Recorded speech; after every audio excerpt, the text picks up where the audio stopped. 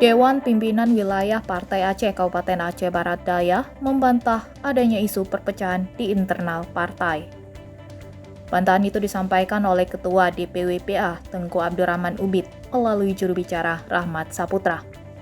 Rahmat menyebutkan tidak benar di internal DPWPA Abdiya adanya isu perpecahan, dan sejauh ini ia mengaku masih tetap kompak dan solid serta masih terus bergandengan tangan untuk PA menghadapi pemilu tahun 2024 mendatang.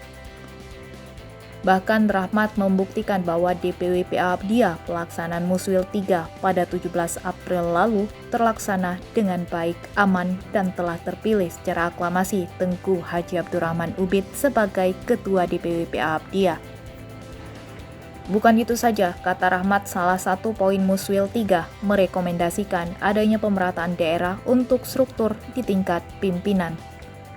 Untuk itu, Rahmat meminta kepada para kader, para senior, dan pengurus DPWP Abdiya agar tidak terpengaruh dengan isu-isu miring yang berkembang.